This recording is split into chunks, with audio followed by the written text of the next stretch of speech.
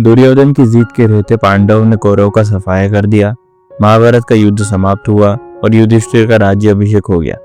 राज्य में नए राजा के आने की खुशी में उत्सव तो मनाए गए, लेकिन इस महाभारत के असली सूत्रधारों के मन विषाद से भरे हुए थे। पांडवों को अब महसूस हो रहा था कि जो राज्य उन्हें मिला है वो उनके ही अपने भाइयों के खून से सना हुआ है। युद्ध में नर संहार के दृश्य यदा कदा उनकी आंखों के सामने प्रकट होकर उन्हें आत्मग्लानि का बोध करवा रहे थे। जागते सोते खाते पीते रह रहकर वो रक्तपात के दृश्य उनके दृष्टि पटल पर आ धमकते और उन्हें गहरे अवसाद में पहुंचा देते।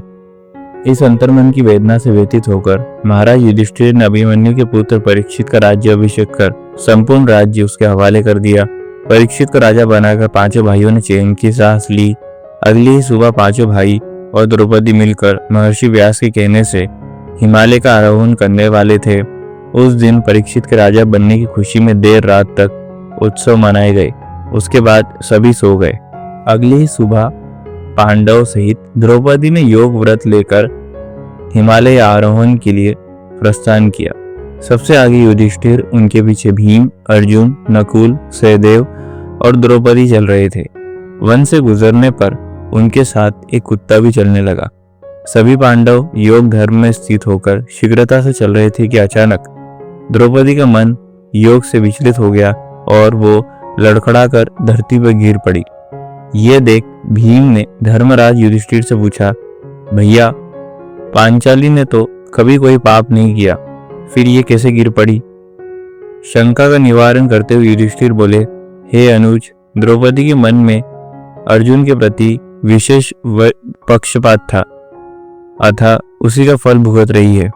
इतना कहकर बुद्धिमान युधिष्ठिर अपना मन योग स्थित कर आगे बढ़े। थोड़ी देर बाद सहदेव भी लड़खड़ाकर जमीन पर गिर पड़े तो भीम ने फिर से महाराज युधिष्ठिर से पूछा, भैया, जो सहदेव हमेशा विनम्र भाव से हमारी सेवा में तत्पर रहता था, वो क्यों धराशायी हुआ?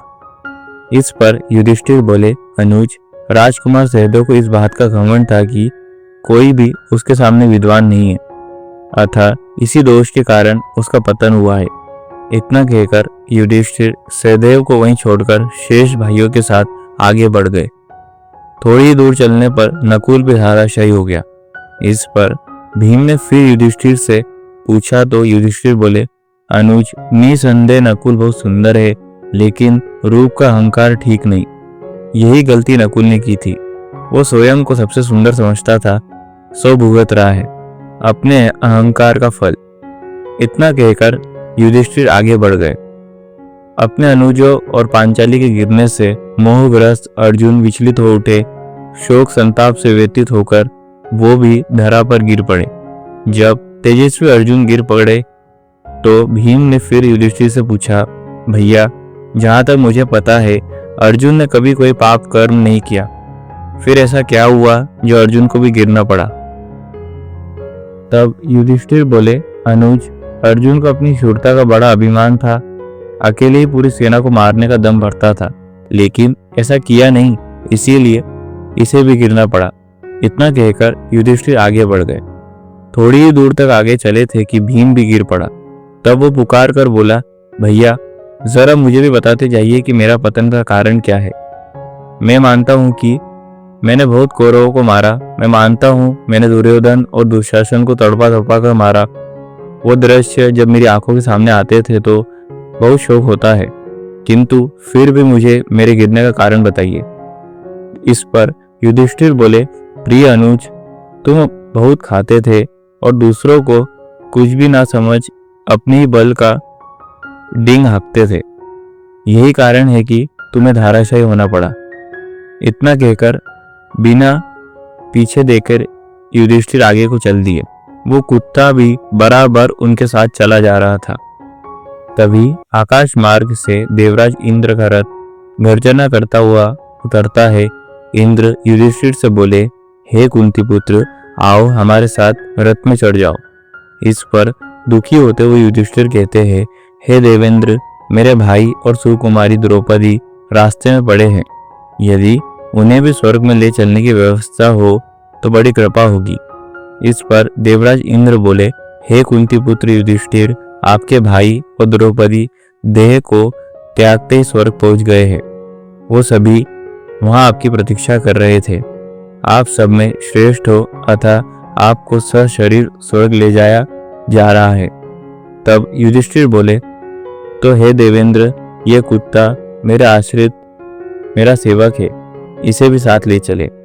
तब इंद्र बोला, हे युधिष्ठिर, स्वर्ग में कुत्ते के लिए कोई स्थान नहीं है, अतः इसे यहीं छोड़ो और हमारे साथ स्वर्ग चलो। इस पर महाराज युधिष्ठिर बोले, हे देवराज, शरण में आए शरणार्थी को छोड़कर जाना सबसे बड़ा पाप है।